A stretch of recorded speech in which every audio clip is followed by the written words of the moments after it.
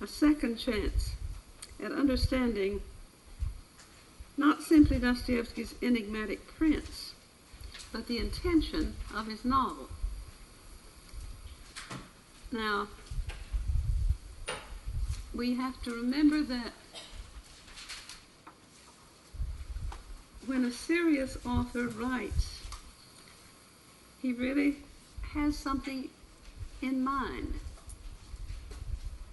And it may be deep in his mind so that he can't articulate it in any way except in this work.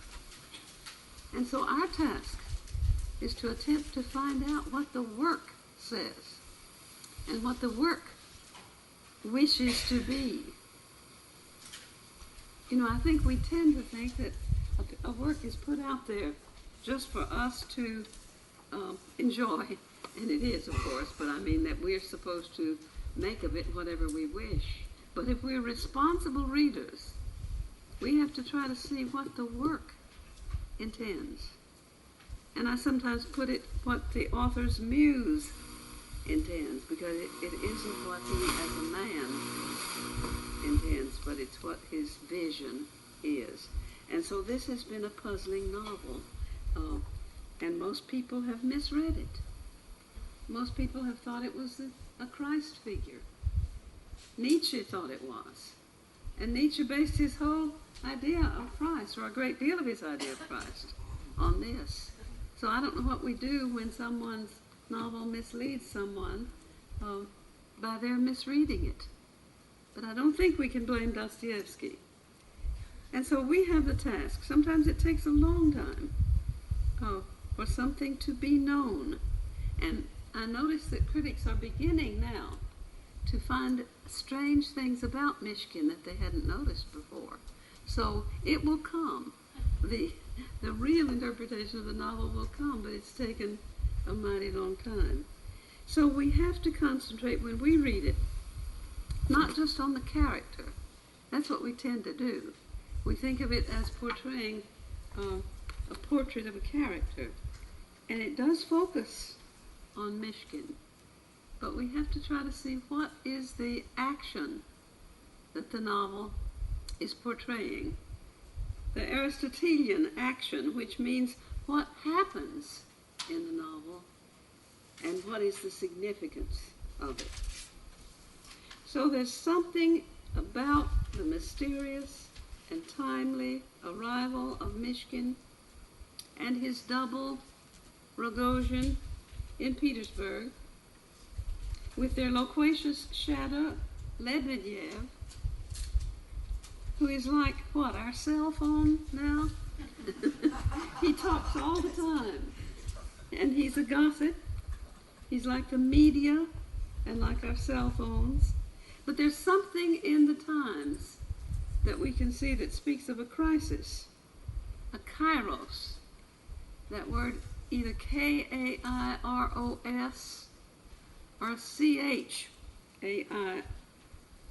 Chairos, which means an auspicious time.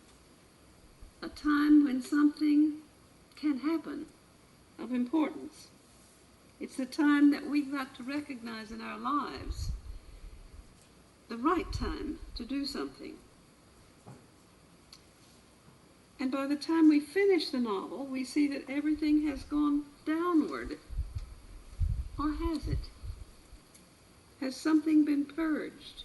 After all, has there been some sort of sacrifice that means something for the whole community, so that there's hope for a new beginning? Now that's what we have to determine. Now what's the meaning of the strange inverse marriage scene? Because we recognize that it is a version of the Hieros Gamos, of the sacred wedding. But the bride is murdered, and the bridegroom is plural.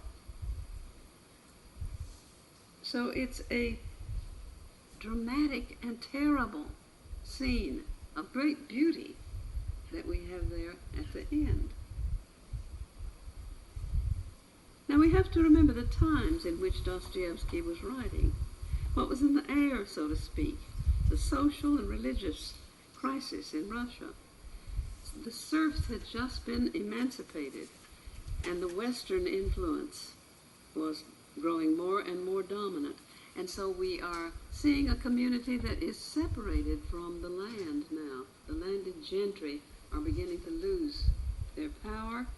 It's no longer going to be an agrarian society. It's going to join the capitalistic societies of the West.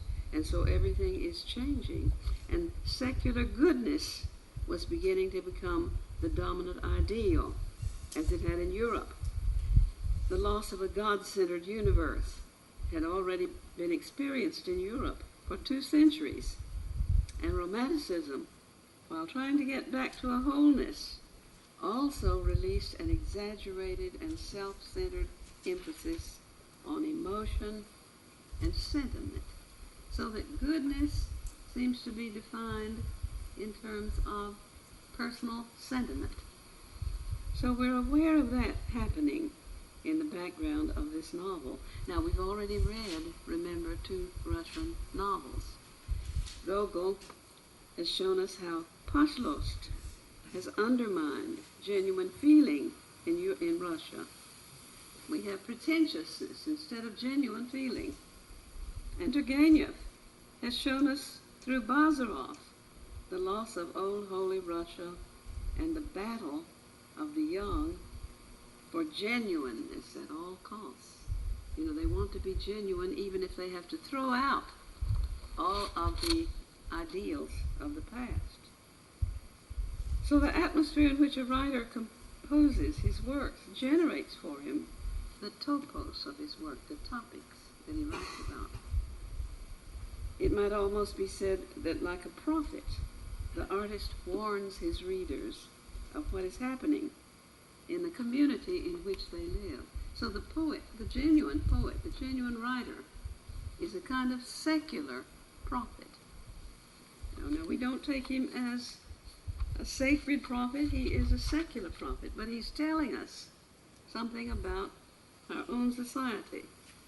And I think about the statement of Joseph Collingwood, a British writer on aesthetics. And he says the secrets that the poet utters are not his own, but those of his community.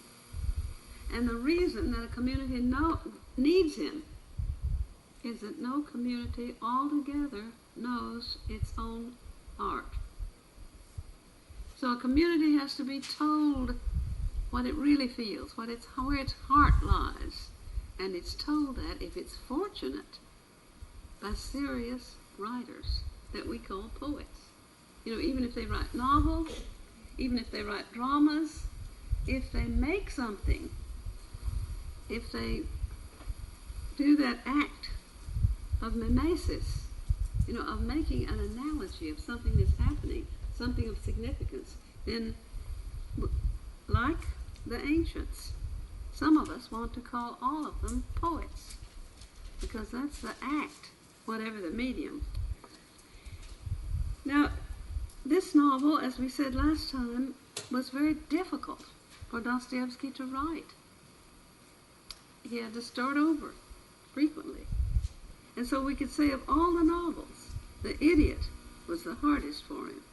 It was written in Europe. It was not written in Russia, in Geneva, Milan, Florence, in cold flats and poverty and sickness, in personal tragedy, homesickness, despair. Dostoevsky left Russia in April of 1867. They were married in February of that same year. And then by January of the next year, Dostoevsky wrote the letter to Makov, who was his friend, about depicting the holy, beautiful, or good man. So it was soon after he had finished Crime and Punishment. Now, the influences that were working on Dostoevsky at that time, according to his wife, were two paintings among the influences. We'll name some more, but these two paintings were tremendously influential.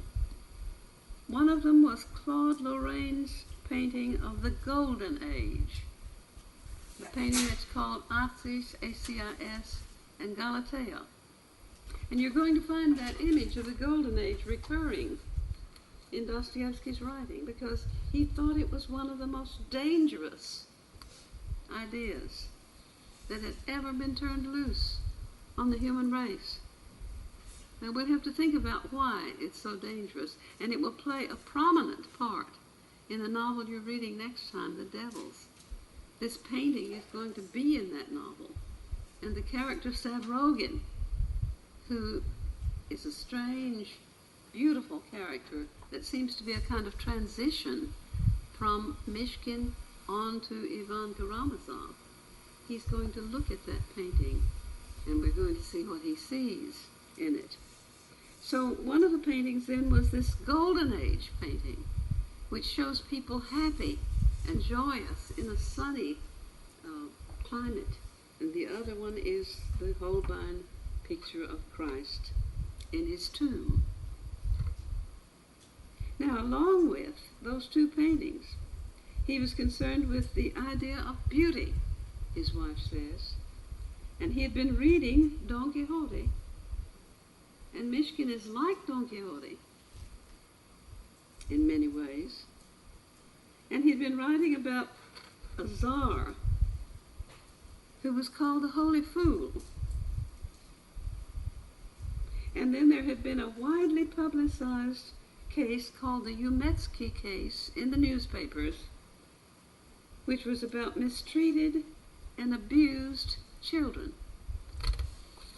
Now, Dostoevsky is the first writer that addresses this whole question of the abuse of children, and you will see how shocking in his next novel he is on this topic, because he deals with the sexual abuse of a child. And the censors didn't want to allow it to get through. Of course, he does it by implication. You know, it's a very delicately treated topic, but it's unmistakable. And it seems to me he deals with it then, certainly, in this novel, in our main feminine character, Nastasia, who was abused by her protector. Now, Tatsky, who was supposed to take care of her, apparently abused her and made her feel complicit in it, so that she's guilty and she turns one way and then another, and she's full of aberrations and wants somehow to be rid of this terrible burden that she has, which makes her be so proud. And she's not going to take anything from anybody because she doesn't want to admit her guilt. And yet she doesn't want someone to come along and say, it's all right, you know, you're not to blame. You don't have anything on your conscience, because she does have something on her conscience. But it's interesting that Dostoevsky is the first to deal with this question, and this is only one of the instances in which we can say that he was prophetic. You know, he saw that if we break up the family structure, that if we remove people from the land, and if we coop them up together in our cities where there's destitution, not just poverty. You see, the world really didn't know destitution until we had cities. Before that time, there was poverty. And of course, there was some destitution, but it wasn't on a wide scale the way it was after we had cities, because people had absolutely nothing to fall back on if they ran into hardship. And so all of these social problems then, you see, are the background of this novel that he's writing about. And we would call that actually then another kind of action. There's the central action, which is the plot of a novel, and then there is the enveloping action, which is the cultural milieu. But notice that if we call it an action, we are not simply making it a milieu. We are saying something's happening in it. Something's going on. At the same time that there's a plot with our main characters, there is something happening in this whole cultural background that the novel gives us. Then in addition to the enveloping action, there's what we might call the archetypal action. And that's the action of those presences in the soul of characters that are frequently treated as though, or depicted as though they are spiritual beings, or as though they are of the earth, of the deep structures of the earth, but they are invisible presences.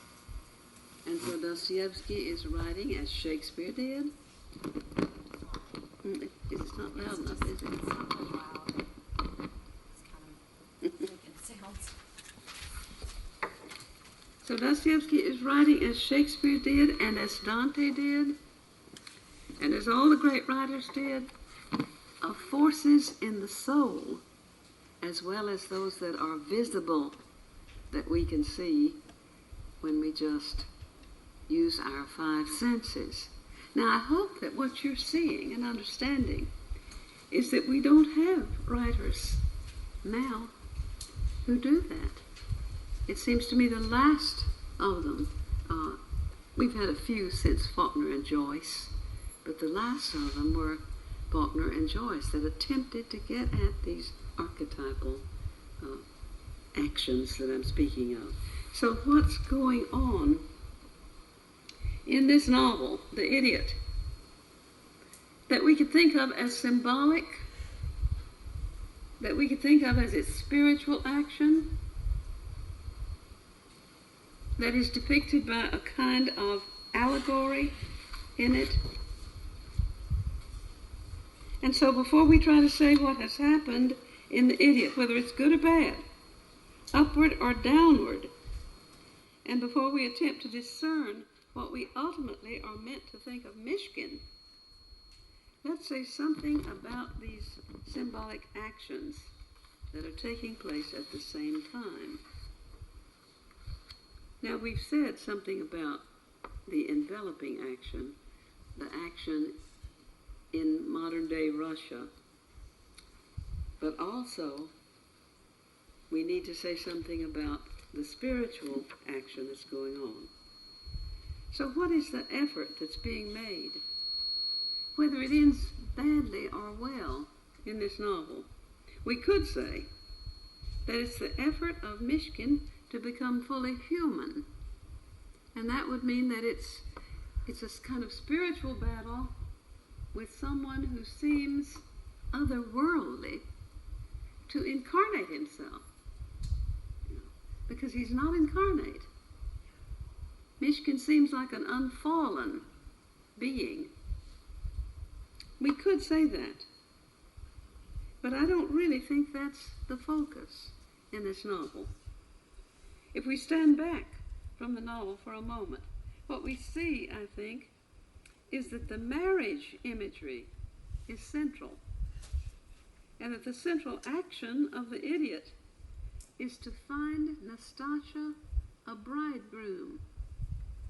Now look back in your minds at this novel, and you'll see that that's how we're introduced to her. That's how we come to know her. All eyes are on her. The men are all in love with her. She's already been violated, yet she remains desirable. There's a plot to wed her to Ganya, you remember. Totsky wants to marry her off because, having seduced her and had her as his mistress, he now wants to marry a respectable woman. And then Rogozhin, as soon as he sees her, falls all in a heap. He's been sick and exiled over his passion for her. Mishkin is attached to her as soon as he sees the suffering in her face in a photograph. Nastasha is the center of this novel. She isn't the main protagonist. Mishkin is that. But she's the center of the novel. She has ties with nearly every character in the novel, and the question of her marriage is central. The first book ends with her rejection of Mishkin as a bridegroom and running away with Rogozhin, and the final section is devoted again to her attempt to marry Mishkin and failing to go through with it, so that again she runs away with Rogozhin, fatally this time. We last see her in one of the most justifiably famous scenes in all literature, as a corpse in her wedding dress with her two bridegrooms keeping watch during the night and gradually merging into one. Alan Tate writes of this scene in some detail in his essay called The Hovering Fly. Now this is the outcome, then, of the central action of the novel, which focuses on Nastasha.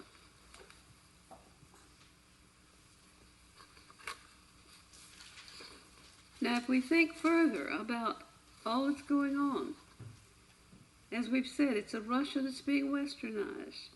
People seem rootless, cut off from each other. There are no happy marriages. Apocalypse is the dominant symbol. We have to see Nastasha as the object of cultural desire. Now, Helen of Troy is this figure in the Iliad.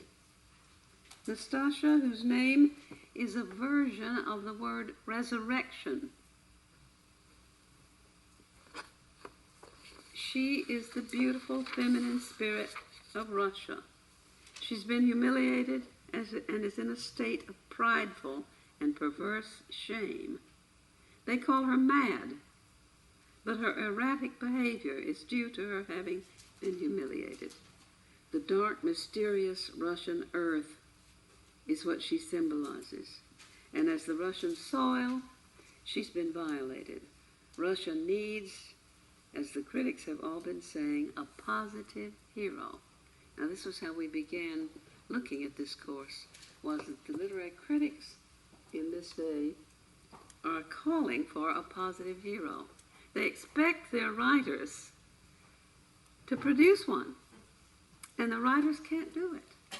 You see, because it's the conditions for the positive hero are not there. And so they would give you something that is not a work of art if they simply made it up. Now, on the archetypal level, we could say that Nastasha is beauty itself. Mishkin is the mind, in a way, and Rogozhin is the body, but that's supposed to touch only delicately. We're not supposed to allegorize it. It's not that simplistic. We're not meant to lose sight of the individuation of each. None of this, as I say, is mere allegory. Nastasha needs a hero. The heros gamos, the sacred wedding, can't take place. A sky god without vigor, without eros, is not enough. And that's what Mishkin seems like. On this level, Mishkin and Rogozhin are one. Each is the other half of the other, and each is insufficient. Both, in their own way, love the same woman. Mishkin with the kind of intellectual recognition that issues in compassion and pity. He's attracted to her suffering, and Rogozhin loves her with a passion that cannot be satisfied. And as he says, there's no pity in his feeling for her. Now, what's desired, then, is a heros gamos, a sacred wedding, but it would have to be with two bridegrooms. And as we can see, the outcome of the novel indicates an inverse wedding. Nastasha has promised to marry Mishkin. But at the last moment she runs away with Rogojin in her bridal regalia, more afraid of Mishkin, finally, than of his earthy counterpart. Now let's read together the end of the novel. And then having looked at the end, we can talk about some of the rest of it. Now, can you all hear me back there in the back? It seems this is not working very loudly. I wonder if I ought to put it on my lapel. Do you think that would help? They can hear fine. Can you? All right. Turn to page 589.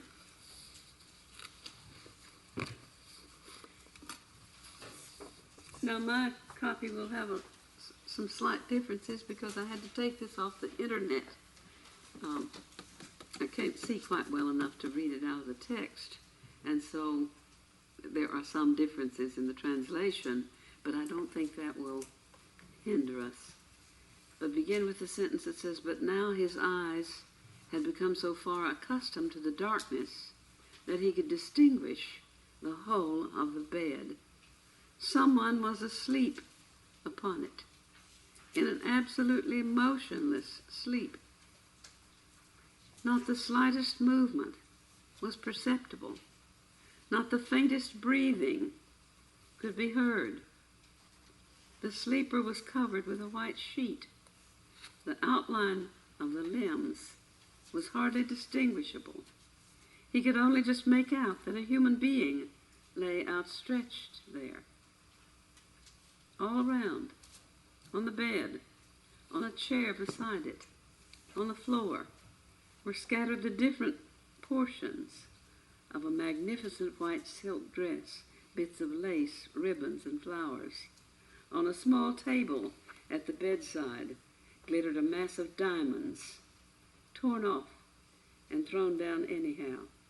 From under a heap of lace at the end of the bed peeped a small white foot, which looked as though it had been chiseled out of marble. It was terribly still.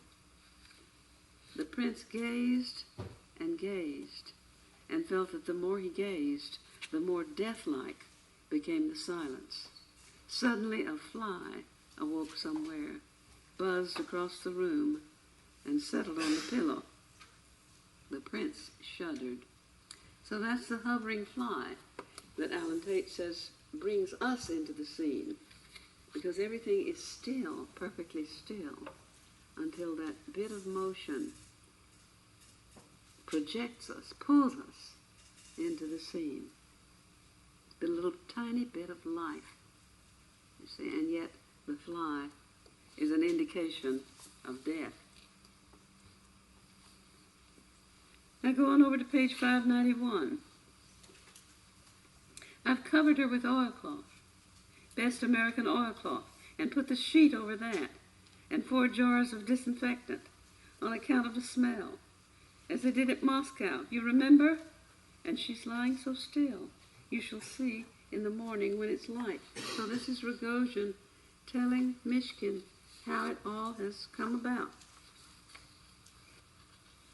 Can't you get up? Asked Rogojin, seeing the other was trembling so that he could not rise from his seat. My legs won't move, said the prince. It's fear, I know. When my fear is over, I'll get up. Wait a bit. I'll make the bed and you can lie down. I'll lie down too, and we'll listen and watch, for I don't know yet what I shall do. I tell you beforehand, so that you may be ready in case I... Muttering these disconnected words, Rogojin began to make up the beds. It was clear that he had devised these beds long before. Last night he slept on the sofa, but there was no room for 2 on the sofa, and he seemed anxious that he and the prince should be close to one another. Therefore, he now dragged cushions of all sizes and shapes from the sofas and made a sort of bed of them, close by the curtain. He then approached the prince and gently helped him to rise and led him toward the bed. But the prince could now walk by himself, so that his fear must have passed. For all that, however, he continued to shudder. "It's hot weather, you see," continued Rogojin, as he lay down on the cushions beside Mishkin, "and naturally there will be a smell. I daren't open the window. My mother has some beautiful flowers in pots. They have a delicious scent. I thought of fetching them in, but that old servant will find out, and she's very inquisitive." "Yes, she is inquisitive," assented the prince. "I thought of buying flowers and put them all around her, but I was afraid it would make us sad to see her with flowers around her." "Look here," said the prince. He was bewildered, and his brain wandered. He seemed to be continually groping for the questions he wished to ask, and then losing them. "Listen, tell me, how did you... with a knife? That same one?" "Yes, that same one. Wait a minute. I want to ask you something else. Parfien, all sorts of things, but tell me first, did you intend to kill her before my wedding at the church with your knife?" "I don't know whether I did or not," said Rogojin, seeming to be a little astonished at the question and not quite taking it in. "Did you never take your knife to Pavlovsk with you?" "No, as to the knife," he added, "this is all I can tell you about it." He was silent for a moment and then said, "I took it out of the locked drawer this morning, about 3, for it was in the early morning all this happened. It's been inside the book ever since, and this is what is such a marvel to me. The knife only went in a couple inches at most, just under her left breast, and there wasn't more than half a tablespoonful of blood altogether, not more." "Yes, yes." The prince jumped up in extraordinary agitation. I know. I've read of that sort of thing. It's internal hemorrhaging. Sometimes there isn't a drop if the blow goes straight to the heart." "Wait, listen," cried Rogojin, suddenly starting up. "Somebody's walking about. Do you hear?" And so they go on. "Shall we shut the door and lock it?" "Yes, lock it." They locked the door and both lay down again. There was a long silence. "Yes, by the way," whispered the prince, hurriedly and excitedly as before, as though he'd just seized hold of an idea and was afraid of losing it, "I wanted those cards. They say you played cards with her." "Yes, I played cards with her," said Rogojin, after a short silence. "Where are the cards?" "Here they are," said Rogojin. He pulled out a pack of cards, wrapped in a bit of paper, from his pocket, and handed them to the prince. The prince took them with a sort of perplexity. A new and helpless feeling weighed on his heart. Now notice we change point of view here. All of that has been objective. All of that has been from the effaced narrator point of view. We've been outside, and now we're inside with something that we'd have to call the central intelligence point of view. A new, sad, and helpless feeling weighed on his heart. He had suddenly realized that not only at this moment, but for a long while,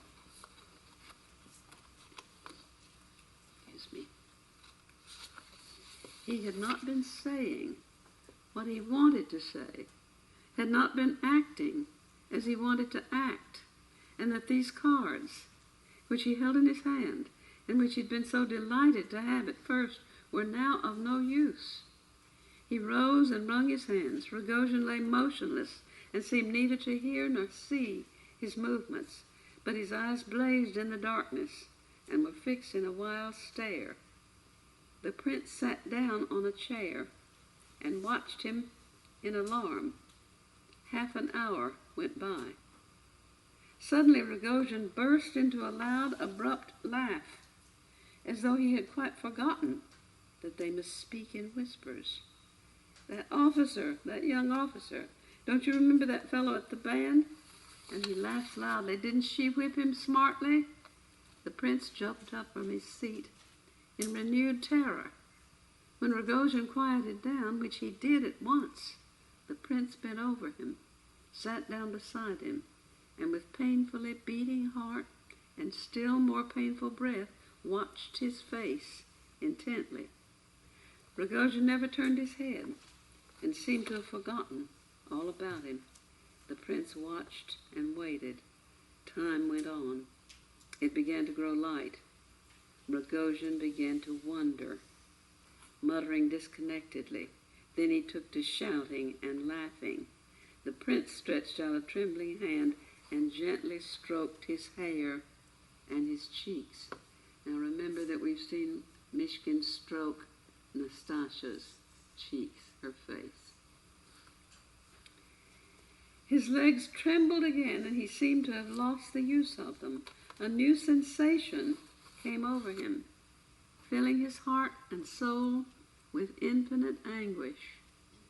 Meanwhile, the daylight grew full and strong, and at last the prince lay down, as though overcome by despair, and laid his face against the white, motionless face of Rogojin.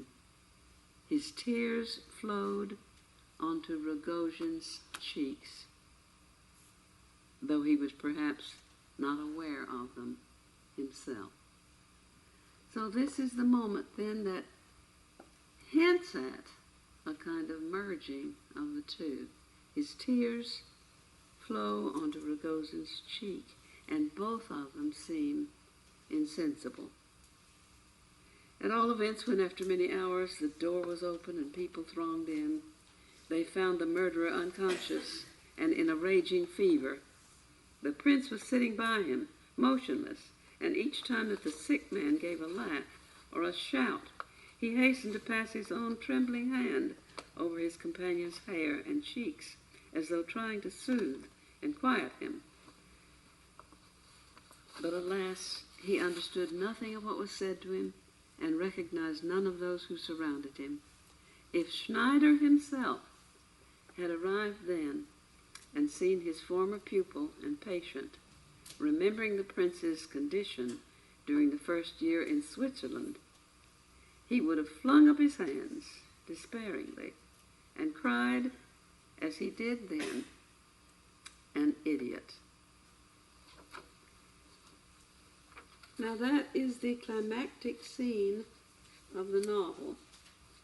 It's the one that in which every tiny movement is depicted as though the camera has slowed down. And so every detail of it is important to us. And we may be able to think that,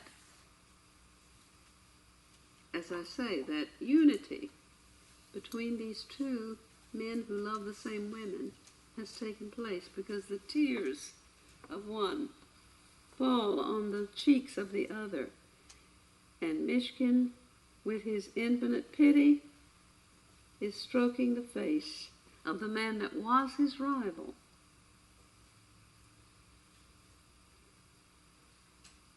Now, what has been desired in this society is this unity of the bridegroom, but alas, the bridegroom is no longer living.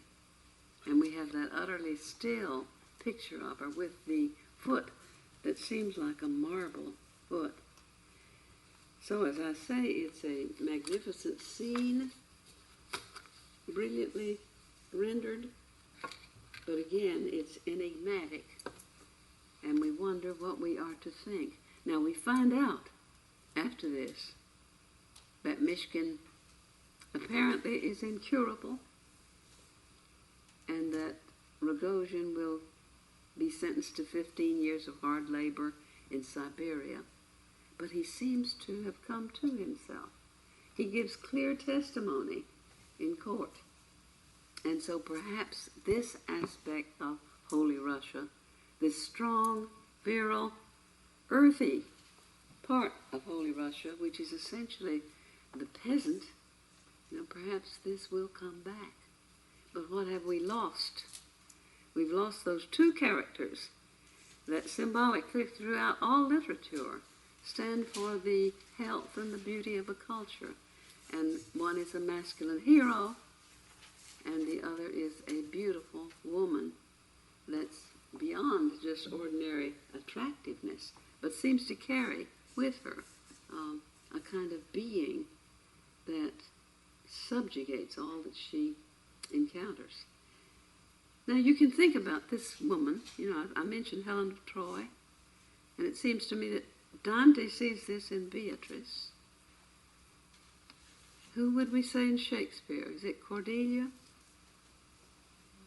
And then Faulkner gives us a figure like this in Eula Varner. Wherever she goes, men just fall on the floor, you know, and are devastated by her. And then Molly Bloom is this character in Joyce's Ulysses. So we need to think about what symbolically this stands for, what it means to a culture. But at any rate, we need to take seriously the way this has turned out. And as I say, we need to think about those levels of action that are going on, the literal level, which is the story, and then the enveloping action, which is the cultural situation, and then those archetypal figures that speak of something invisible and spiritual. Now, one of you was reminding me that Einstein had said that he learned more from Dostoevsky than from any philosopher. And others have said that, others in other fields in literature, Freud and Jung. And most of our thinkers have learned from him, for he was an explorer of reality and of mental processes, as well as of the soul. His method, the dynamic exploration of motion as human beings experience it in action and in speech. You see, he didn't see human beings as just holding still, but he saw them in motion, so that ideas generate a kind of insight into reality. Perhaps the only kind of genuine knowledge, Dostoevsky would say, is that which comes in dialogue. Now, Plato seemed to think that too, and so Dostoevsky has in a way picked up that tradition from Plato, and this is that tradition that Bakhtin speaks about in his using words like polyphonic and heteroglossiac, Heteroglossiac, which means mixed voices, different kinds of voices that come together. So Dostoevsky's Carnivalism also is the society in action, like as in Chaos. Scenes such as the one at the summer house and Mishkin's birthday party. But a wild, seemingly uncontrolled action runs throughout the novel.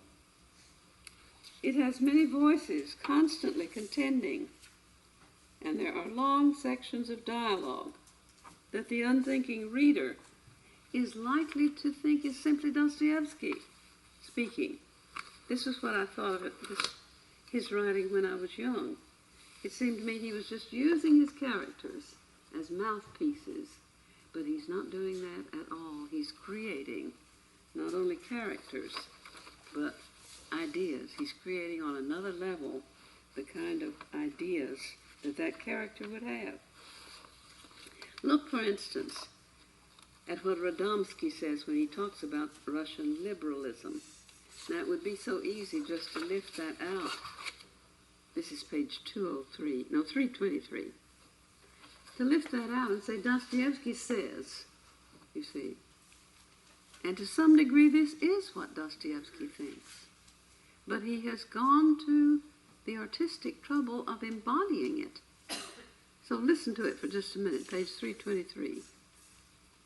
This is Yevgeny Pavlovich. And he says, then my fact consists in this, that Russian liberalism is not an attack upon the existing order of things, but an attack upon the very essence of things themselves. Indeed, on the things themselves, not an attack on the Russian order of things, but on Russia. My Russian liberal goes so far as to reject Russia. That is, he hates and strikes his own mother. Every misfortune and mishap of the mother country fills him with mirth and even with ecstasy. Now, I was reading something like that on the Arts and Letters page of the internet this morning, which gives us articles on various cultural aspects of things. And it was saying that some liberals in our society have turned to hating America, whatever America does, and hating Western civilization. And it sounded very much like what Radomski is saying here. He hates the national customs, Russian history, and everything.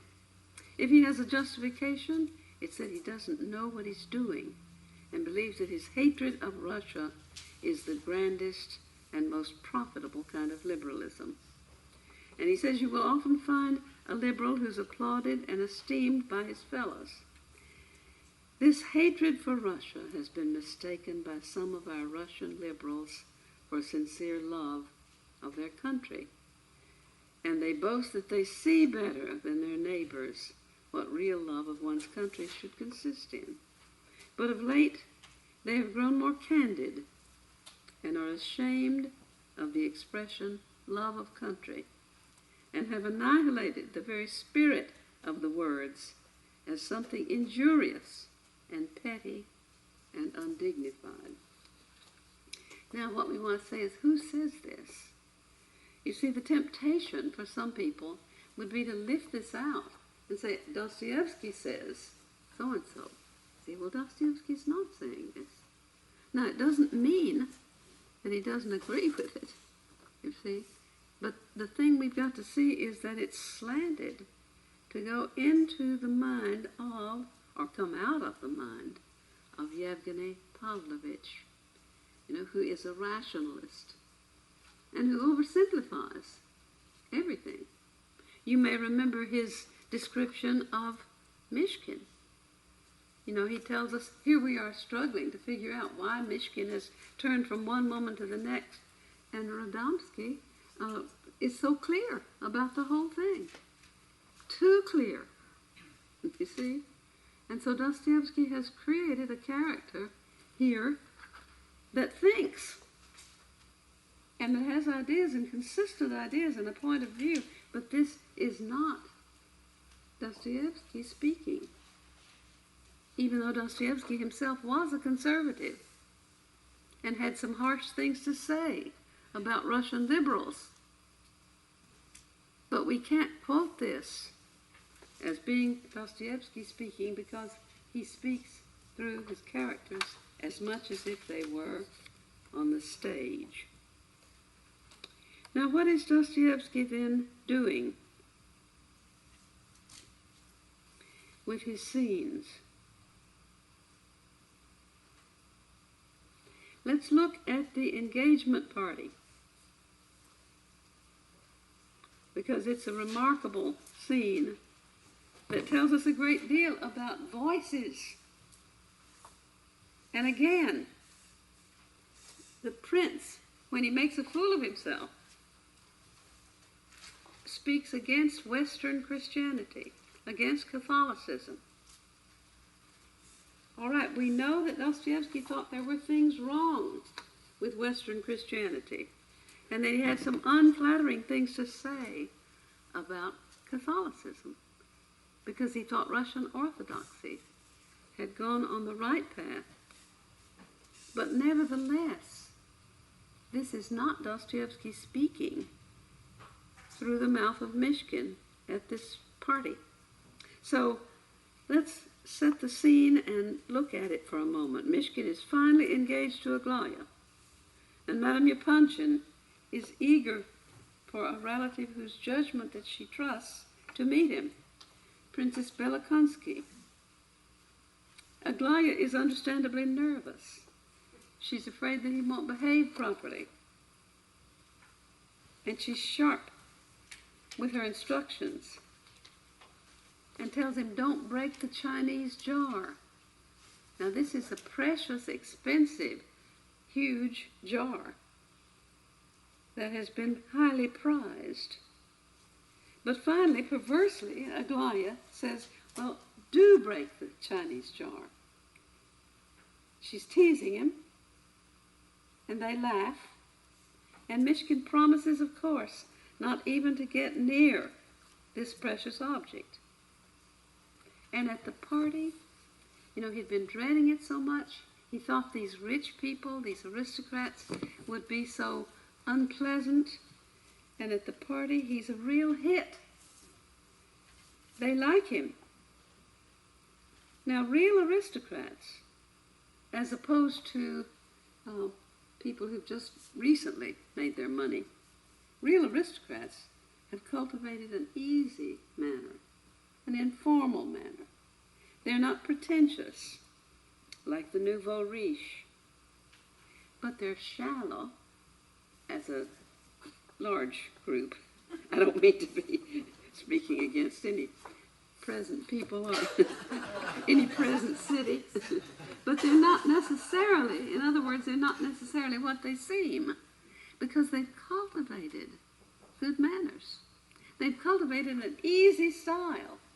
See, they're not pretentious. And so Mishkin, who's so naive, is naively fooled by this kind of manner, and he thinks he's been absolutely accepted as one of them.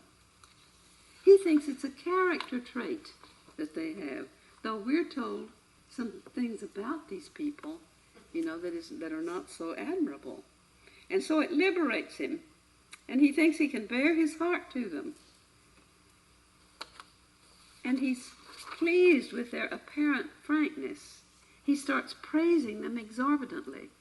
But he goes on to praise Russia in a way that begins to sound fanatical.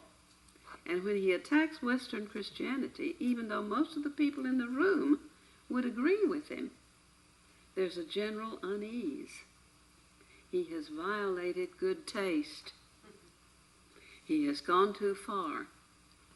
He works himself up so that he comes too close to the huge and precious vase, and a wild gesture of his arm knocks it over and shatters it. But instead of horror, he feels light and joy and ecstasy. And the reason he does is that he thinks, I knew this was going to happen, and so his foreknowledge of it impresses him and gives him pleasure. He stood still in a terror that was almost superstitious.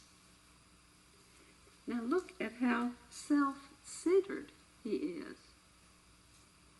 He has broken something of real value. He has broken the laws of courtesy.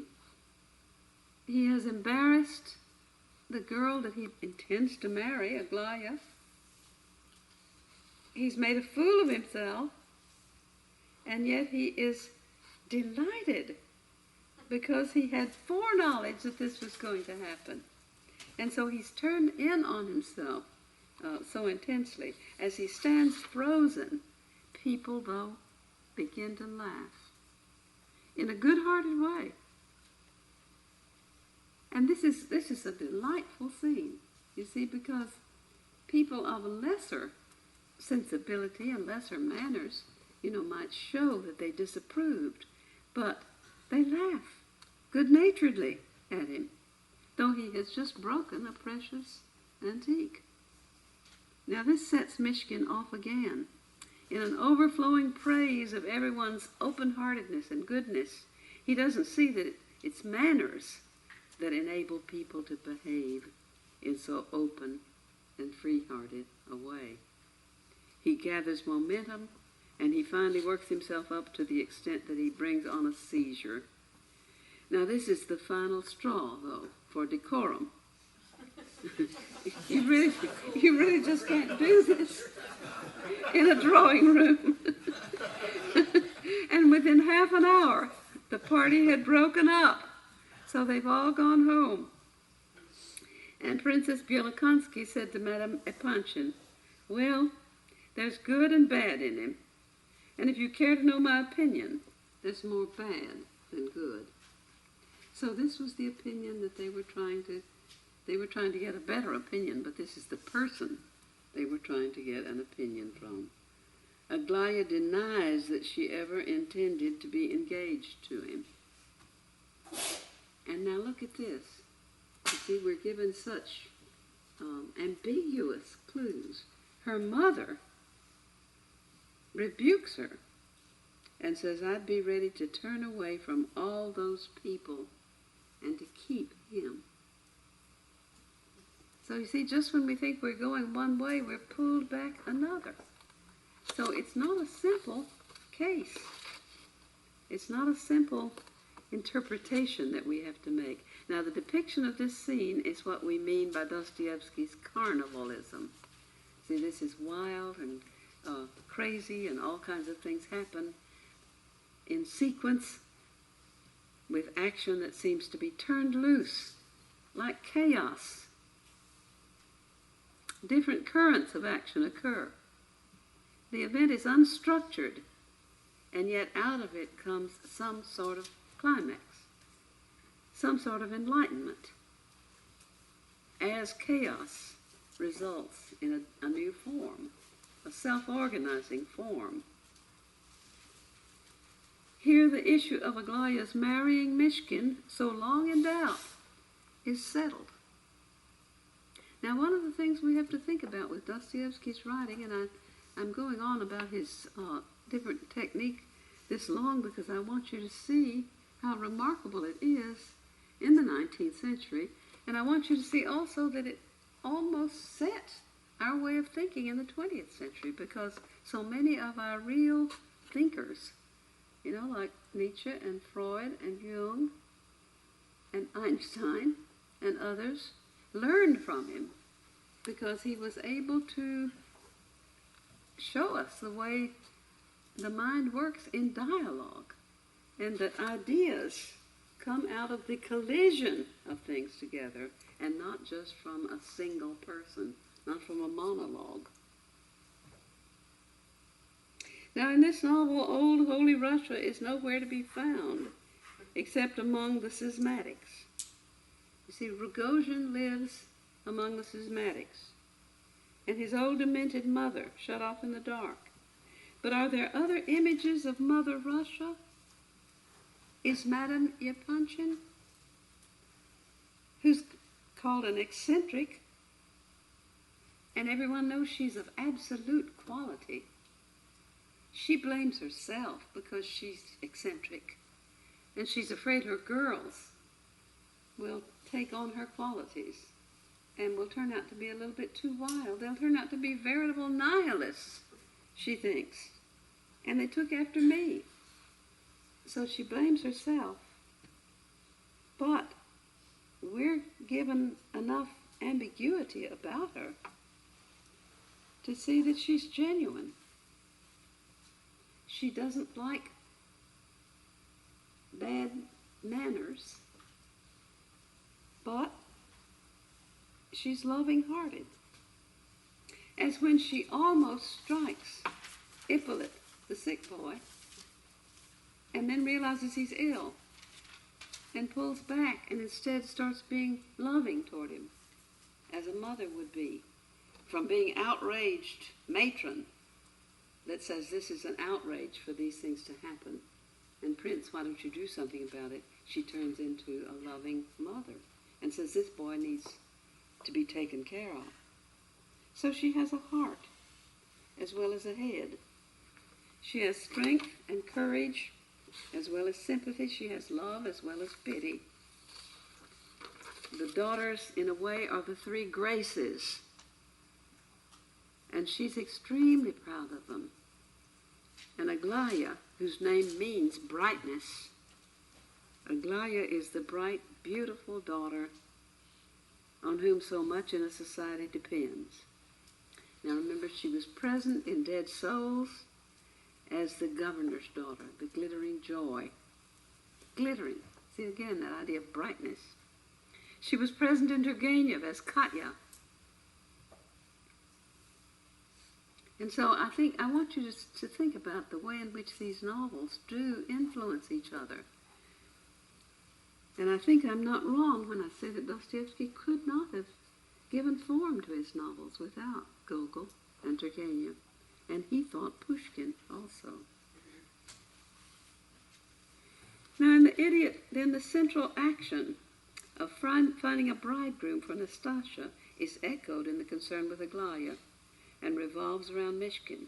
He comes into Petersburg and becomes entangled with people living in that city, and he goes back where he came from, having affected nearly everyone who knew him for the worse.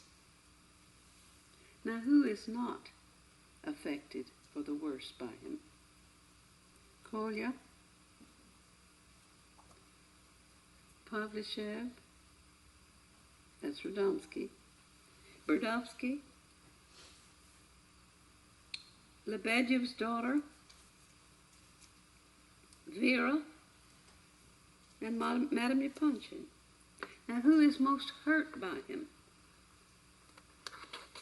Aglaya, General Ivolgin, and we'll have to go into that in a moment, Ippolit, Marie,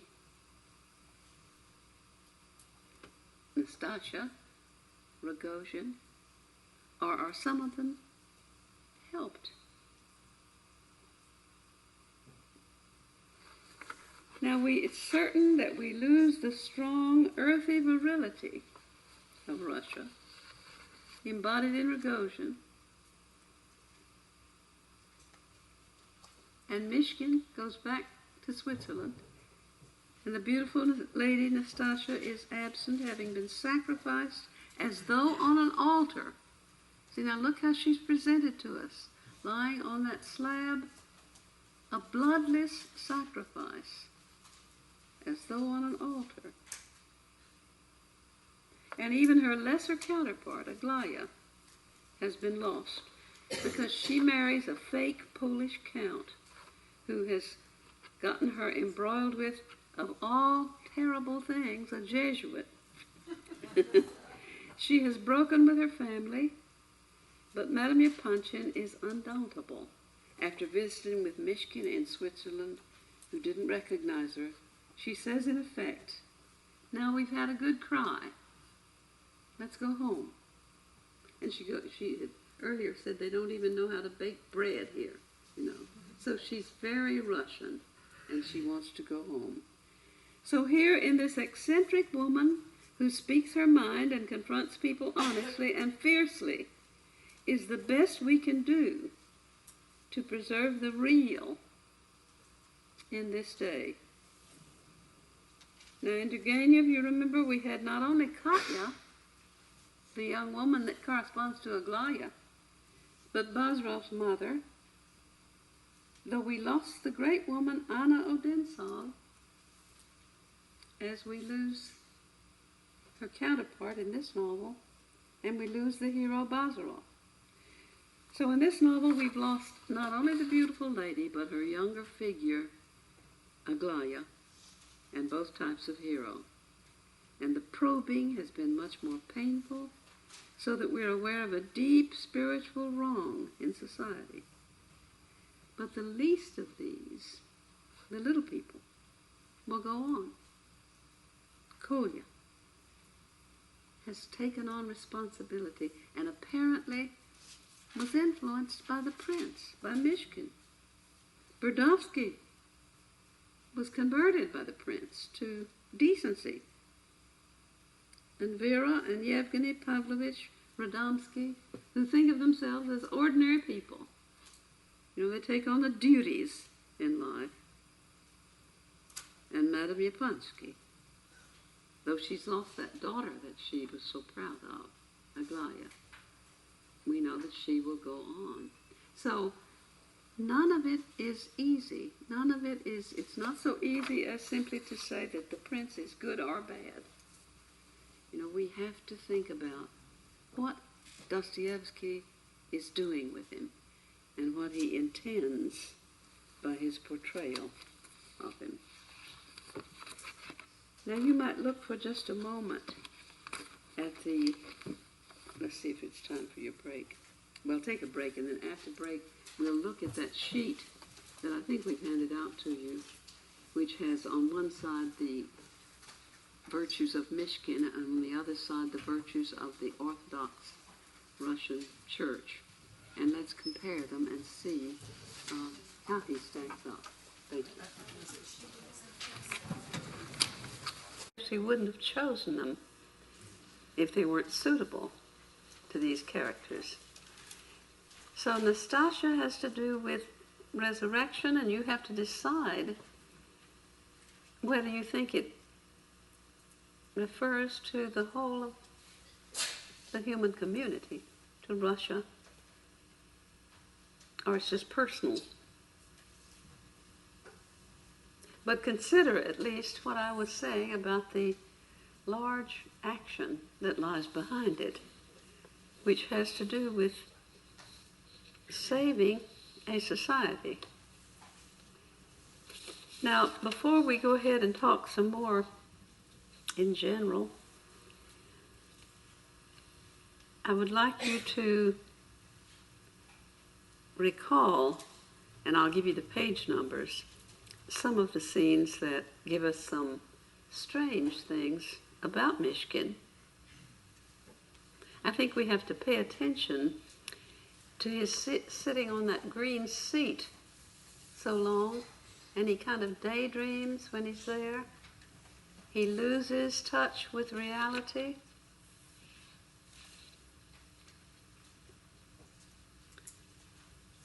One of the reveries on the green seat is page 336. And then he speaks of my new life on page 355. What does he mean? We never are told. But he tells Rogozhin that he is going to have a new life. And then on page 375 and 6, he says he has always been a materialist.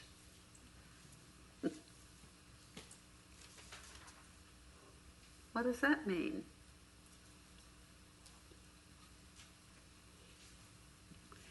And then I think we have to pay attention to Ippolit's dream of the scorpion, the creature that stings his dog. Is that connected with Mishkin?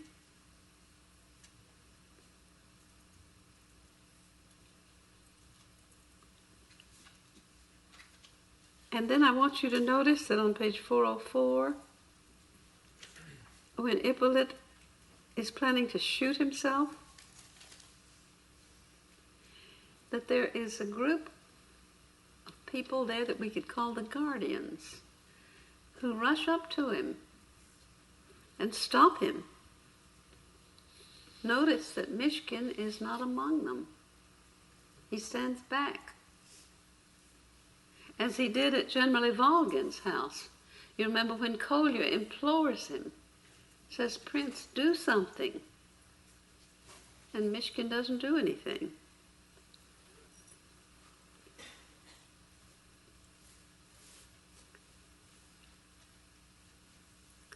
And then when General Ivolgin, who is in such a terrible state, he's cursed his house, cursed his family home, because he feels not respected there. And so he's come to Mishkin, and we would know that he had come really for some kind of consolation, some kind of friendliness. I'm going to get my book, excuse me. And he tells all these tall tales that get worse and worse. And finally, he knows that nobody could believe him, but Mishkin pretends to believe him, and in a way leads him on. And he knows it. The general knows it. Look on page, as I say, 483. And let's see if I can see that.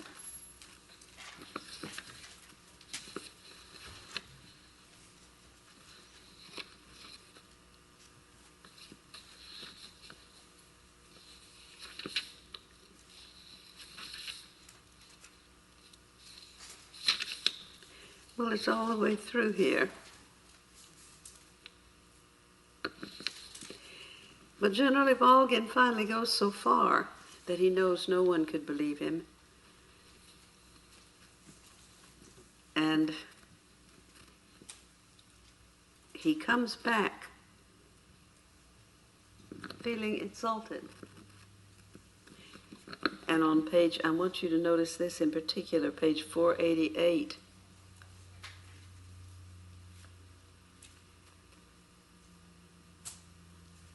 After the general leaves this time, down about 3/4 down the page, Mishkin wondered uneasily, and suddenly he could not restrain himself and laughed violently for 10 minutes. Now, don't you feel bad about that? 10 minutes is a long time to laugh. And so he knows that General Ivalgin is in distress. But he's been putting up with wild stories. And so he can't keep from laughing after General Ivalgin leaves. And then we go on to page 490, the general's raving and his death. And we're so thankful that Kolya is with him, because the general has a stroke.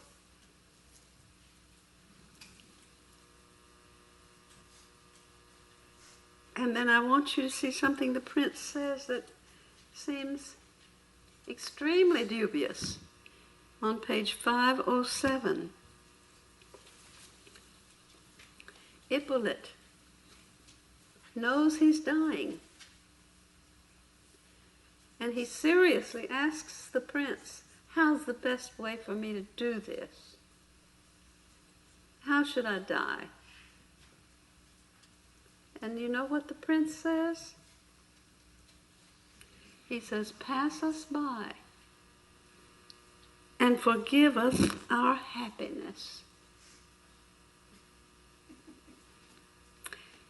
Now that not only is not a Christ figure, but it's not any kind of just plain old earthly advisor, is it?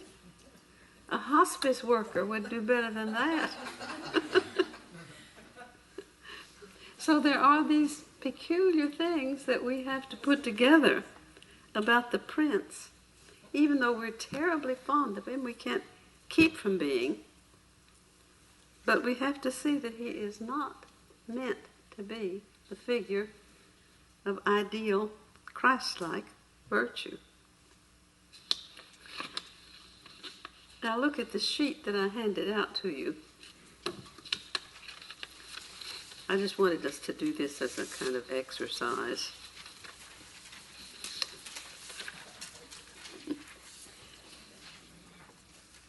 When we take Russian Orthodox spirituality, though I think it could be the spirituality of Christianity anywhere, and of any of the great spiritual religions, so that it poses love as the supreme virtue. And Mishkin has definitely said pity is the highest of the virtues. And where Russian Orthodox spirituality speaks of union with God, Mishkin seems to desire a union with the Absolute.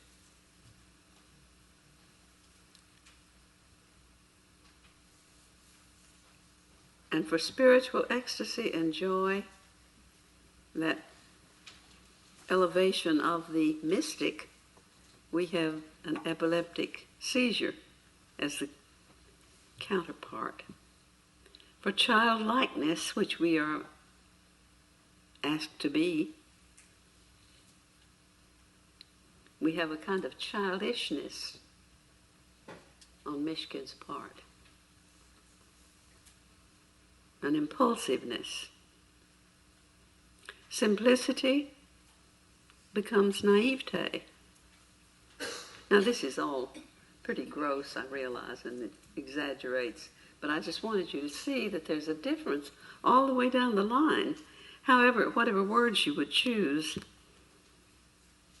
for healing, instead of healing, what the prince seems to do is to exacerbate, to make people feel more guilty. And for forgiveness, he gives exculpation.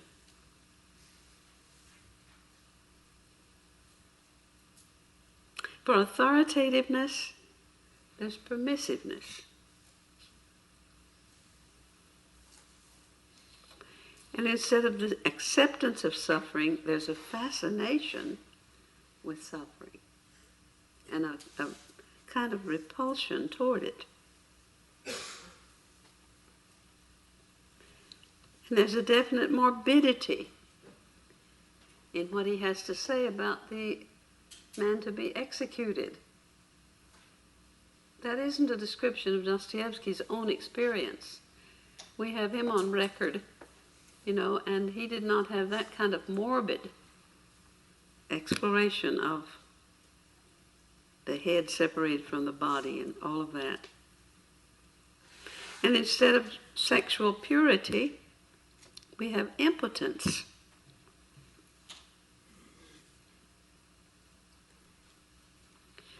Now you could go on down the line, and as I say, I've exaggerated, and it isn't exactly accurate, but it's an attempt to see that what has happened in Russia at this time is represented by the priest, by Mishkin, as a secularization of the great virtues. They've lost their sacramentality.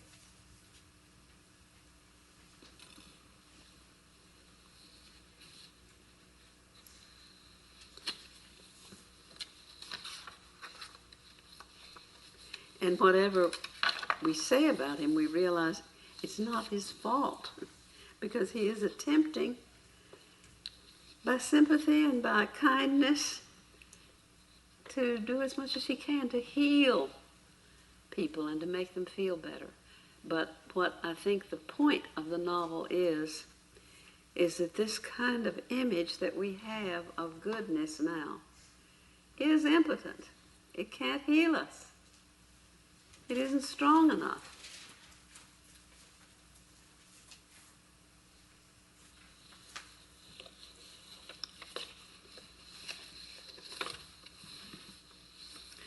All right, so what we see in this novel, I think, is a movement downward into loss that will affect the whole community. And our attempt now is to see whether we want to call it tragedy or whether, paying attention to the form of it and the structure, we are willing to call it dark comedy.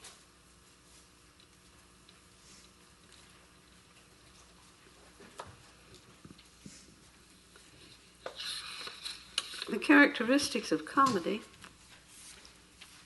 are that it has numerous scenes and a general busyness.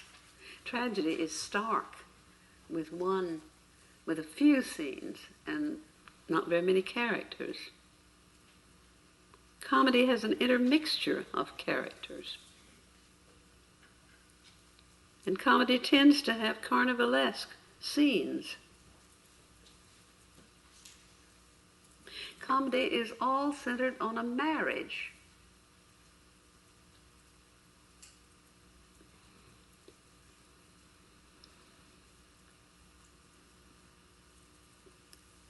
Comedy gives us intrigues and devices and revelations, and makes use of heteroglossia. That is a mixture of languages. Think about Shakespeare's comedies and how all the characters have their own dialect, it seems. It's usually folksy kind of talk, whereas tragedy has more or less the same language. The chorus, the characters speak a gorgeous language, the best that language can be, the highest, most poetic, is in tragedy. But this busyness, the brilliance of comedy is in the busyness of it, the multiplicity of it. And it's Dante that has given us the 3 stages of comedy. Dante gives us first of all, the Inferno. And when we go to the very pit of the Inferno, we see the grotesque. We see the deformation of forms, ugliness. And then in the Purgatorio, we see people attempting to do the right thing, not quite knowing how to, waiting for salvation. And then in the Paradiso, all is brilliance and light and beauty. So my take on The Idiot would be that it's purgatorial, middle comedy, where people are longing for something to save them. But it seems at the end to go down into dark comedy. Now you may, because it feels like tragedy, and so you may desire to call it tragedy, because certainly there has been no real agreement about The Idiot. The critics still are simply thinking that it's a sort of failed Christ figure that we have in Mishkin. And it seems to me that Dostoevsky is intuitively doing something else, that he's showing us on one hand that the Rousseauistic idea of a Christ with the secular virtues simply won't heal us in our time. On another level, he's showing us that the angelic imagination, the idealist who isn't at home with the body, can't redeem our society. And I think my take on it is that he means for Mishkin to be a sympathetic character, because he's, I think personally, was fond of him. But he had so much trouble writing the novel, and therefore he gives us a character who is deeply ambiguous, but not because of any failure of art, but I think because he saw into such a character as this, and saw the ambiguity of a person who is utterly well-meaning, but who somehow has not been given the depth and the substance to do the healing that he seems to elicit the need for.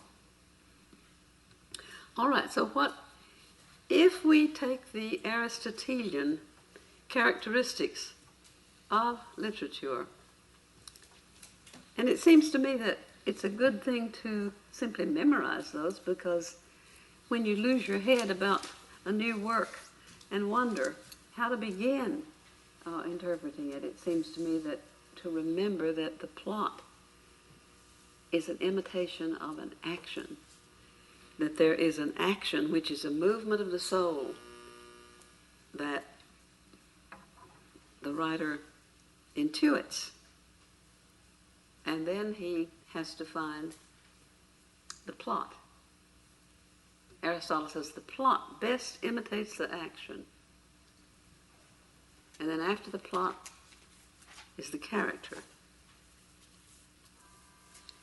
After the character is thought, and that would be theme. And then language. And since he's talking about drama in his day, the last two elements are song and spectacle. But I think we can find equivalents for those in our day when we're talking about novels. So let's go over that a moment and see what we would say about it. The action, as I've been repeating this evening, of this novel, The Idiot, is finding the right bridegroom for Nastasia. The redemption of Russia, or of the human enterprise. Now that's the action, as I see it, behind every element in this work. The plot then centers on Mishkin. The plot shows us Mishkin's entry into Petersburg and his departure. The subplot has to do with Nastasia. The counterplot has to do with Rogozhin.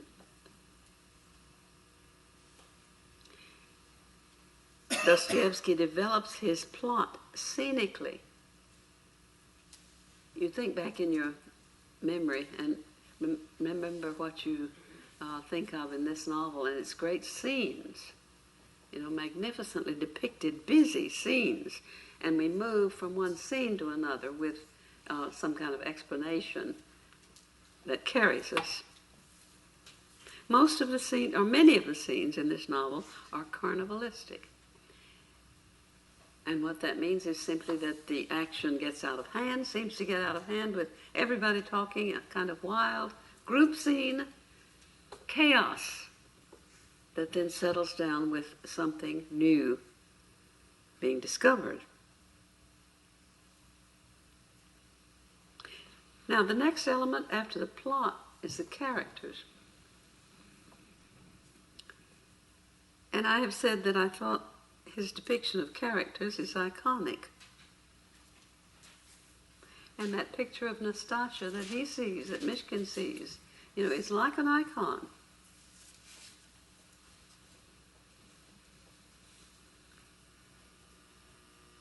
And there are other such scenes, paint just the face of the condemned man.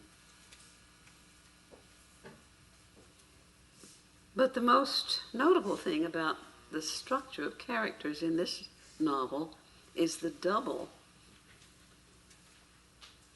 Rogozhin, who is the double of Mishkin.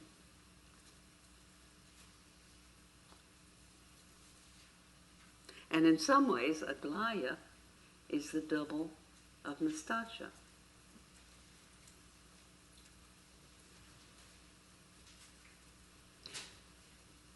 But then we'd have to go ahead and analyze why the Ivolgins are in the story. Are they just an echo of what's going on in the Yapanchin household? Ippolit, what is the function of this poor dying boy? And how do we think he ends? There's one point in here when he says, I hate nobody, I despise nobody as much as I do you, Prince. Now, I think he turns back so that by the time he dies, he's not hating Mishkin. But Mishkin has not helped him. And so we need to look at that bitter, bright young man.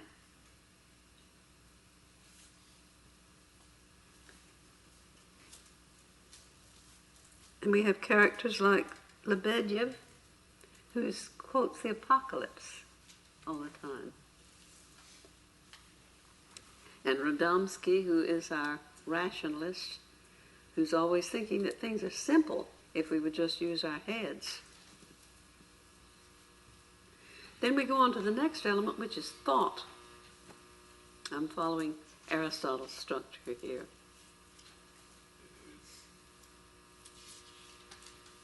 Now this is where Dostoevsky is so extremely original, because he probes the consciousness of his characters. And remember that the discipline of psychology had not really been invented in Dostoevsky's day.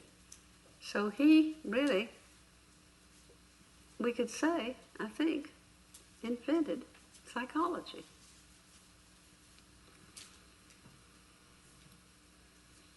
And saw it, the process of thinking, as an extremely active work. And he goes into dreams as well as consciousness. So that dream of Hippolyte with that terribly repulsive creature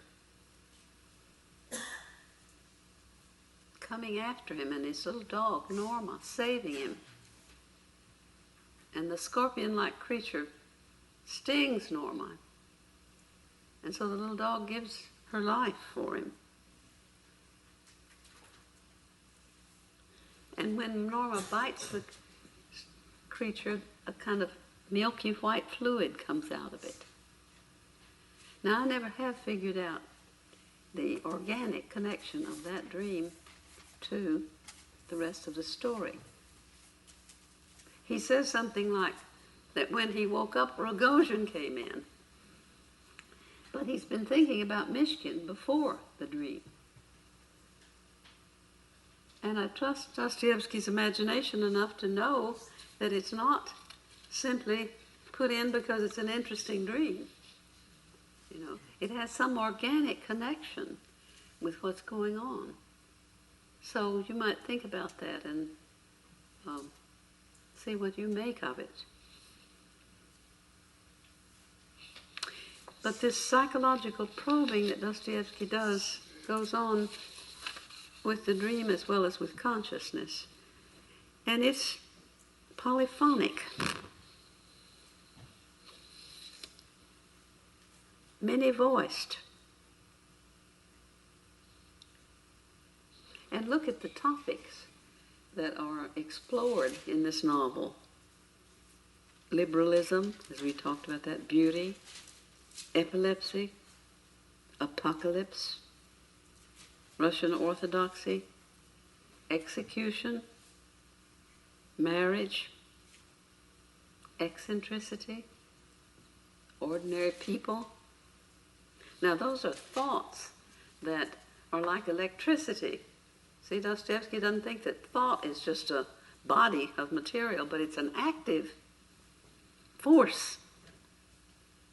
And people can determine what they think only in this cross exchange of thoughts. It's a very active process. In his language,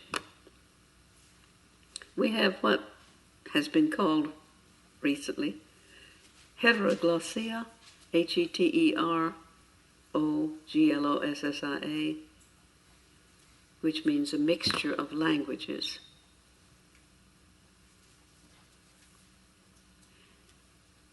And so we see all these anecdotes and reminiscences and speculations that are not so much about topics like the thought element is, but are more like designs and motifs. Cannibalism, anecdotes like that. And then under spectacle, I would put the images. And as I said at the beginning, it seems to me that many of Dostoevsky's images are iconic. Nastasya's face, the man about to be executed, the Holbein, the knife, the Chinese jar, Nastasha murdered.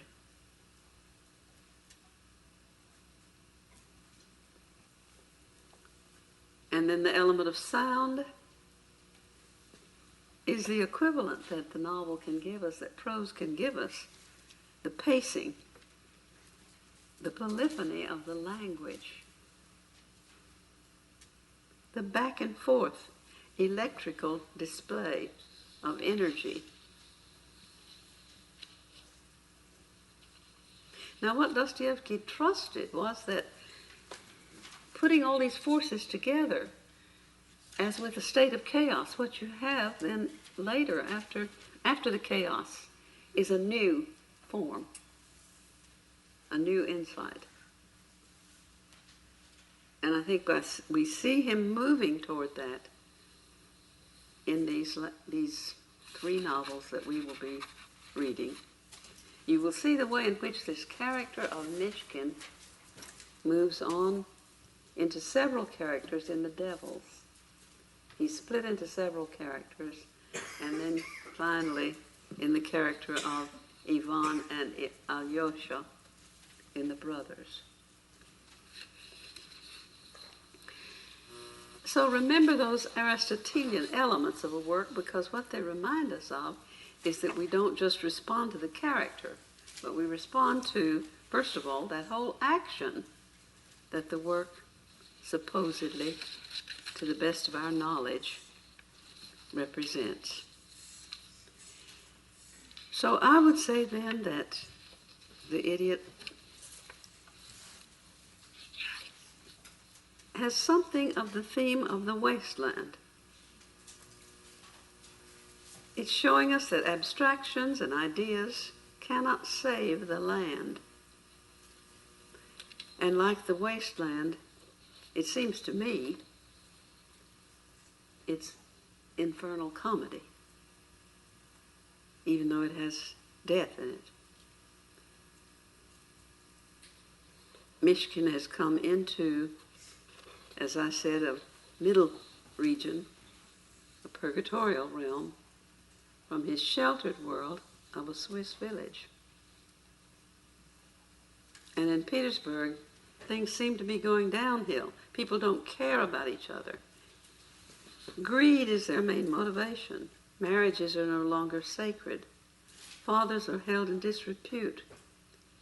And daughters are simply treated as something to be bargained with. And so obviously then we need some sort of change, some sort of deliverer.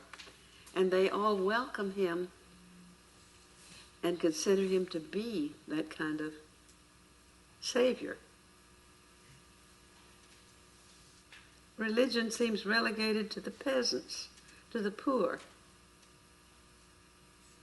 Christ is indeed dead in this society, as the Holbein depicts him.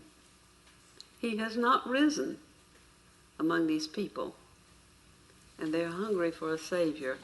And Mishkin comes into their midst as though fallen from the sky. Several of them use that phrase about him. But an angelic presence, a kind of platonic good, can't save them. It will require the suffering Christ himself, which Dostoevsky will pursue in his further novels, finding him finally in the monastic tradition, so that in the Brothers Karamazov we have Father Zosima. Now all of that is symbolic. It is not meant to be taken literally. And so this brings up the question about Dostoevsky as a Christian novelist, like Dante. He finds in Christianity the system for his work. But thousands of people who are not Christians, you see, have found in Dante and in Dostoevsky the fundamental pattern of spiritual healing.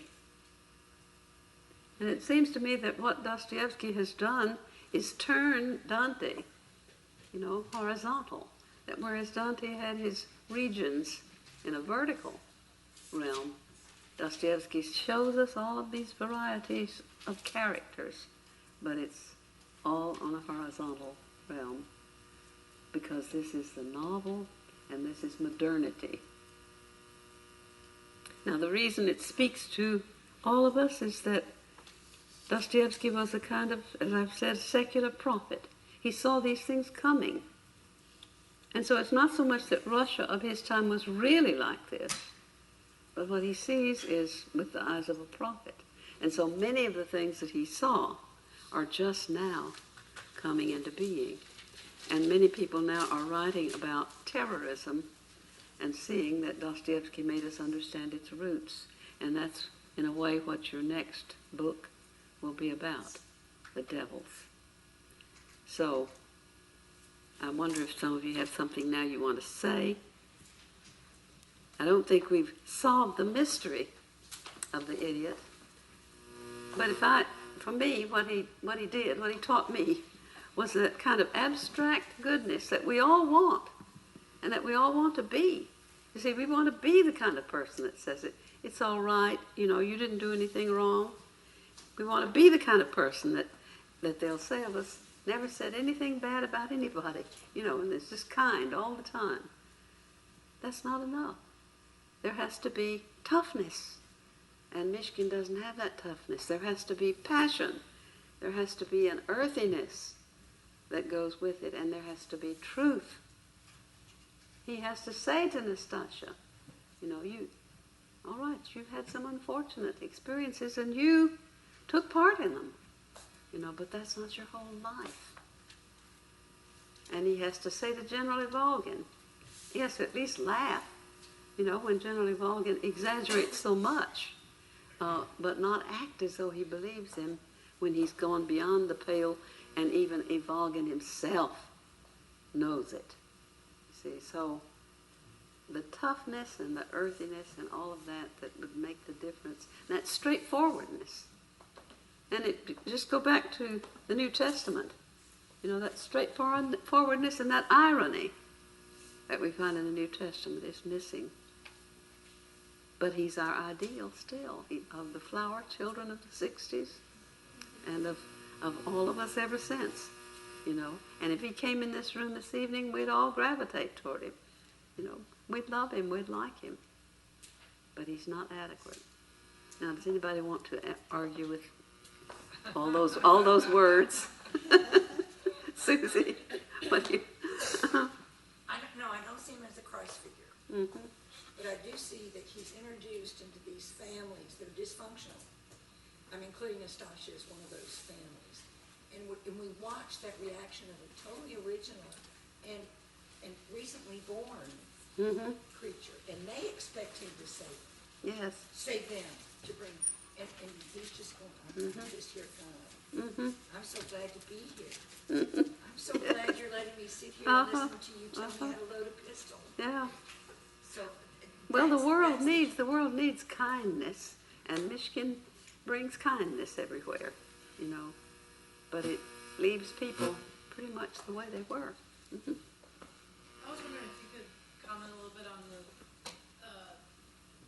thoughts he has on beauty, because I've heard The thoughts on what? On beauty. Uh-huh. Because I've heard the quotation, "Beauty will save the world," so many times, and finally reading it, I realized that people are probably twisting the context of it a lot when they quote that beauty will save the world. Because it seems here when the poet says it, that he's making fun of the French for that idea. So I don't. Well, I think the book redefines beauty. You see, it starts out with that idea of ideal beauty, but in Russian Orthodoxy, there is the concept of wounded beauty, too. So the icon expresses not just an ideal serene beauty, but a kind of ugliness that comes from being wounded. And so I think this novel redefines our response to beauty. And so the pure beauty of Nastasia, that gorgeousness of Nastasia, is unearthly and is ineffectual. And Mishkin's love of that platonic beauty, which he sees in her photograph, just isn't true to our earthly condition. So there's got to be a mixture of what Rogozhin is and what he feels. That brutality, that passion, that falling all the heat, and that intensity has to be mixed in with the platonic virtues. And I think many of us would feel that the New Testament does that. But it doesn't show us just a picture postcard beauty. Would you say that Mishkin as a character could be, I know there's no way to summarize it, but could he be thought of as, say, pure charisma or empty charisma?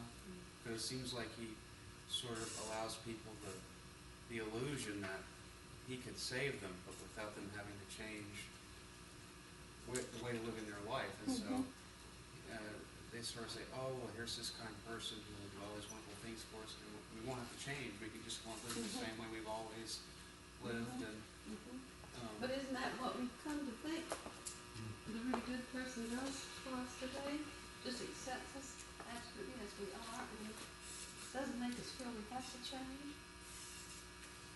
Now, certainly we don't think a person is good if they go around lecturing everybody and telling them, what's wrong with us. but also, is it sufficient, is for our idea of virtue to be that we're just reaffirmed in what we are. What would you say? I was thinking the ultimate example of that no judgment, that he refuses to judge, was in the death scene. What kept striking me so strange is he has no reaction against Rogozin. He doesn't confront him for what he's done. He doesn't get angry. He doesn't get, I'm clear his reaction, fear and terror, but he doesn't judge him at all. He's caressing him. He's comforting him. And you kind of see this lack of, this non-judgment all the way throughout the novel. That's kind of what you even talk about. It seems right in that scene, in that those two halves are coming together. But I really was troubled by that. I need help understanding why that was right. Because it was his other half, it's his dark half, and so he in a way was responsible as well. Is there a sense in which he did the act too, he felt? He knew it was going to have to say that. It's almost like he knew that Rogozhin said he was going to kill Nastasia. And how many times did he say, she's a mad woman, she's a mad woman? He knew it. I mean, he knew it was an impossible situation. He's been violent to him, he's beaten her, before, we know about that. So it wasn't a big shock. And even Nastasia knew that. In a sense, it's almost like it was a suicide. Like she desired it. Yeah. But I still don't, it was still just such an unnatural reaction. She's more afraid of Mishkin than of the violence. Well, why? Why is she afraid of Mishkin? Because they're so accepting of her that she can't handle that. She's so used to being violated and to being mistreated. She can't handle his. He's idealized her when she's not. Well, I don't think we would. Yes, that's right. He's an idealizer. And that's terrifying.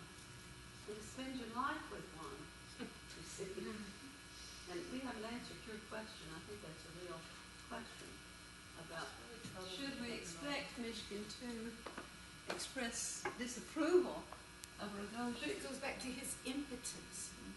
Yeah, it does. I just think and you've Well, talked it's about almost it all as though along. at that ending that it's all assuming a kind of symbolic, ritualized action, and that he recognizes that they're coming together.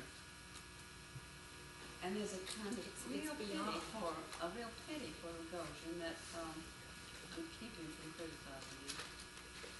So It just they've all is so come to this point. All those lines of the novel have brought them to this point. Nastasia was really seeking death all the time. And she's found it now, finally. And don't you think so much of, we can explain her, is that she knows what Toski did to her, and he will not admit it. He says, the worst thing I did was Yes, that little those terrible confessions. sessions. And They're all fake. And they really point towards virtues on their part rather than flaws. there's some serious. All right, anybody else besides the front row have any comments? Well, now feel free. All right. Yes, I was going to ask about this polyphonic form of plot. Must a polyphonic plot be inductive, or can it also be deductive? I hadn't thought about that. And is I think it's inductive always, because it's always questing, and always in the process of making something. You'll see a great deal of that in The Devils. You have some extremely serious conversations that go back and forth and create something as they do. Now, when you have time, some of you, read at least portions of Bakhtin's book, Bakhtin, because he talks about this polyphonic quality, and it's what he made us see about Dostoevsky's energy that changed Dostoevsky's studies, I think. Now, there was another question. Well, back to the last scene, which you found upsetting, what his pity, I think it is upsetting in a way. I think that's part of what we're supposed to see, that this is how far he'll go. You know, that this is what his reasoning leads to. For the death of the beloved. The death of the beloved and the love of the murderer. Mm-hmm. But at the same time, I think that Mishkin finally realizes how serious what he's been saying about human choice is, and he suffers for it finally. Mm-hmm. He pays everything for it. He loses his sanity when he finally realizes. Mm-hmm. And that intense suffering of that evening, like, I can't imagine. I think that he finally pays for it for himself and for others, I feel. Yes. It is terrible what he did that night, but it was also the sacrifice I think that he built up for himself to have to pay. Notice, by the way, that Mishkin begins to be paralyzed in his body. His legs won't work. And Rogozhin begins to be mad in his mind. So it's as though they exchange something there. You see? And so there is a sense of unity in them, but it means the madhouse. Well, and also maybe we can even speak about the past and the future of Russia. Like, Mishkin, who's been to Western Europe and come back, and is new and remembers nothing of the past, and how maybe the whole book is him coming to properly love this old Russia, who remembers and is passionate and dark, and Yes, and Switzerland in Dostoevsky's writing represents the acme of abstraction, and something that's not real. And so that's where Mishkin has been, and any memory of Russia has been wiped out of his mind. So he's a man with no memory. And that adds to his being abstract. Well, any more comments? Now feel free to go ahead with your own interpretation of these things, but what we have to do with our interpretations is try to account for the main elements of the novel, so that we can't just ignore some of them. So don't turn loose of this in your imagination, even though you're reading The Devils. Keep thinking about Mishkin and these characters in The Devils. You gave that image of the inverse wedding, and maybe Mishkin's like an inversed Christ, not like a devil. Yeah. Mm-hmm. An inverse, it's different than a devil. It is, because he's not evil. He's not, but that like the inverse, a negative, yeah. the inverse wedding with the two bride rooms, the dead bride, that image is an image really I've never thought about until I read this book. It's just unthinkable. Yeah. And it's the same thing, maybe Michigan is because what the image of that Holbein painting, and Michigan said himself, it was like an icon. Yes. He used that word, it was like Rogoshin's icon, and it's almost like maybe Michigan represents this kind of inversion that we can't even conceive. Yeah. I don't know. Well, my word for that is abstraction. That we move into a world of abstraction. And so that diverse image, you see, is some kind of photographic negative, but not, as you said, not a